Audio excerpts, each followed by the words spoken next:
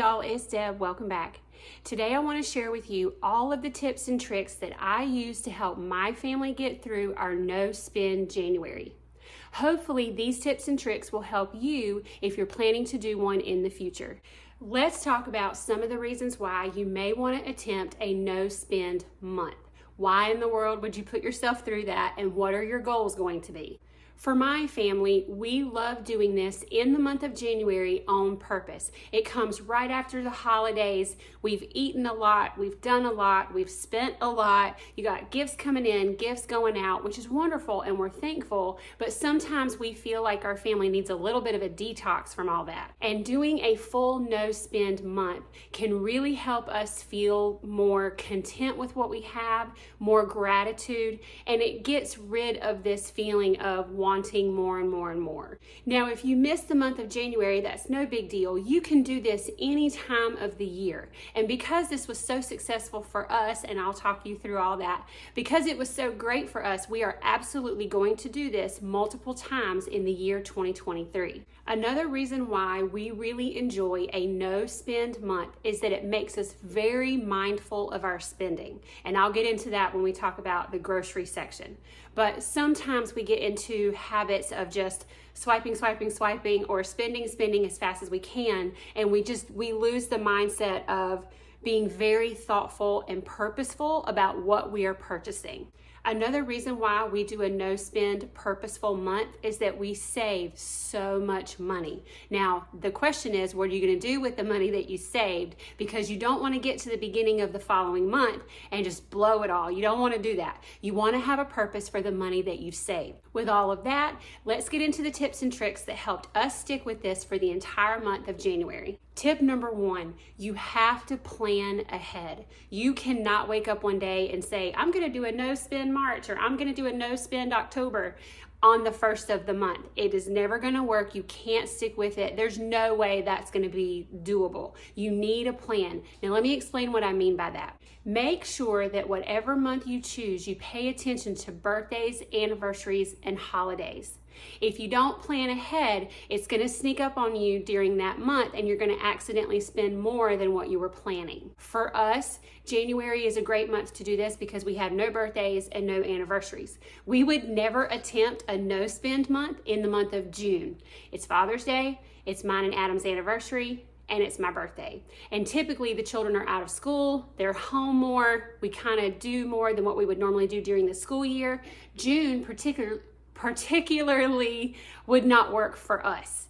Make sure you choose a month that works for you or your family. Along with paying attention to anniversaries, birthdays, or certain holidays, you want to look at your weekends first. So when I start planning our no spend January, the first thing I do is look at any weekend plans. Did we get invited to a barbecue? Are we going to have friends over? And we probably are. I need to make sure there's enough money in the food budget to cover any of those things. After you have looked at what the month is going to hold for you or your family, now you can start to create the budget for that month. And really what we're trying to do is this month is going to look different from every other month you've ever budgeted. You want to cut as much spending as possible, as little gas usage as possible, as little eating out as you can, eating at home most of the time. You really want to take that monthly budget and crunch it down. So this brings me to tip number 2. After we've planned out what that month is going to look like, the very next thing you have to do, and I say this all the time, it's going to sound redundant and I'm sorry, you have to meal plan. If you don't plan the food that you're going to eat, breakfast, lunches, dinners, and snacks, and I've got several videos listed below if you want to jumpstart some help on that, you have to meal plan. If you don't, you're going to end up eating out and spending more money than what you wanted to for the month. One of the things that I learned after we got through this no spend month, my family doesn't need as much food in the house as I thought. If you want to know what I'm talking about, I'll link that video below.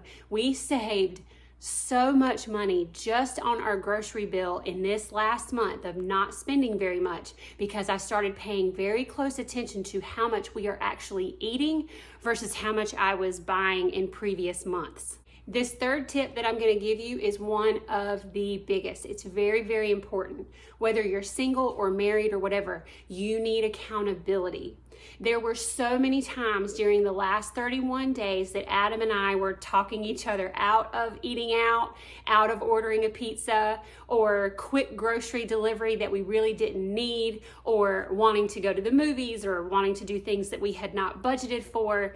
That's what that accountability is for. So if you are single, please, please, please get accountability. And listen, it can't be somebody who also struggles with their spending.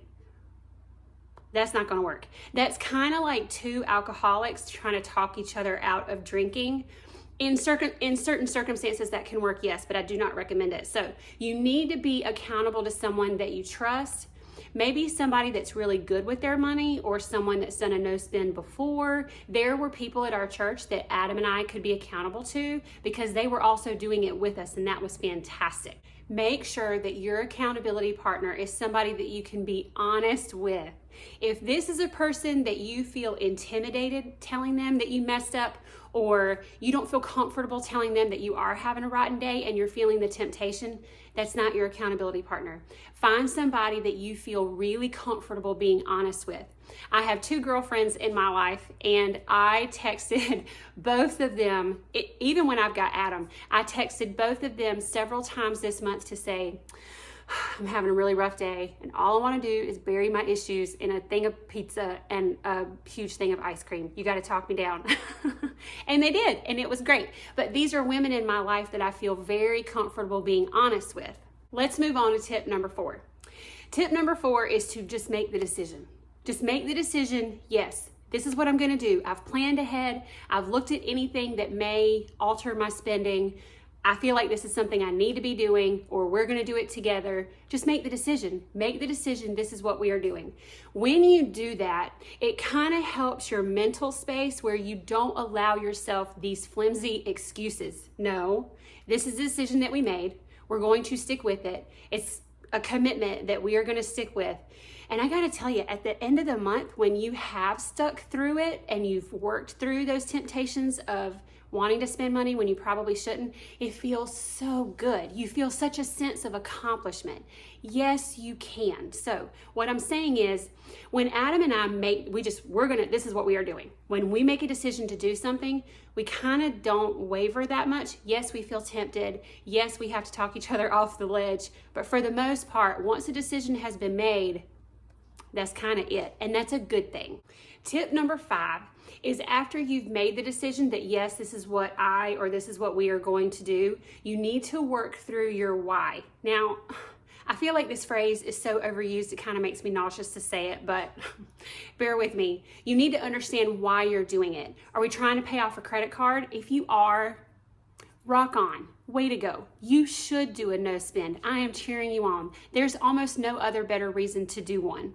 If you are trying to put more money on your mortgage, or you're trying to build up that savings account, this can be so helpful for you. It's kind of like what Dave Ramsey talks about with that snowball effect, where you see these little things that are happening that are good, and it gets you motivated to do the big ones.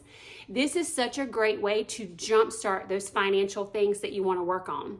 Something that I recommend you doing to help you establish this goal or to stick with it, print off a blank calendar and mark off the days as you go not spending. Once you start to see several days in a row that you haven't spent, it is so motivating to keep going. My next tip is to get on your phone, iPad, computer, whatever it is, unsubscribe and unfollow from those accounts that make you want to spend money. You got a little bit of FOMO or YOLO, whatever the O's are. Get that stuff out of here so you don't even see it. When your no spend month is over, you can always go back and get that stuff back in your life if you want to. And I will. There's nothing wrong with that. I have no problem with it. Just get that temptation out when you really don't need it right now. Here's my last tip for getting through your no spend month. Realize the people that you could be encouraging to do the same thing.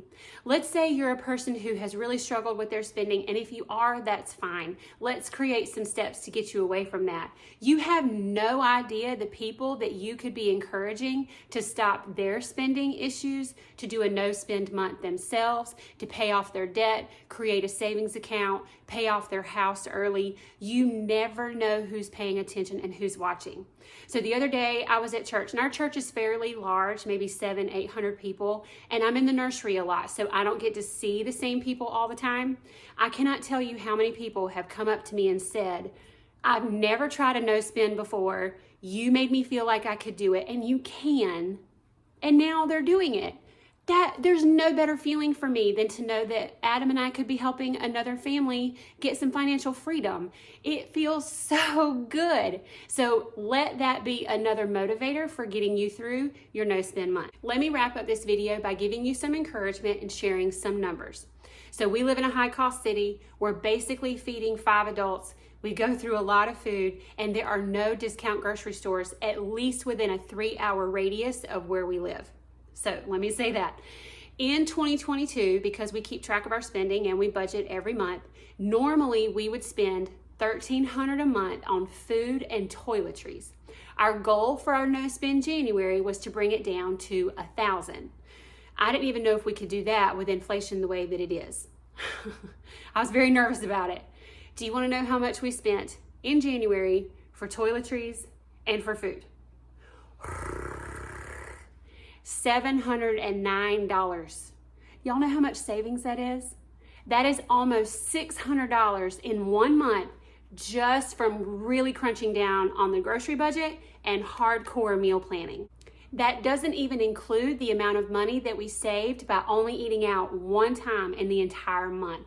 That is craziness. Now, some of y'all are not going to be able to save nearly that much, and I understand. It's not, don't play the comparison game, it's not that. But some of y'all can, and if I can, some of y'all can. I just want to encourage y'all that doing a no spend really is worth it. I hope these tips and tricks were helpful. I hope you feel motivated. I hope you feel inspired that if we can do it, you can do it too. I'm always here for a conversation. If you've got any questions or comments, post them down below. I try to respond to everybody in a timely manner.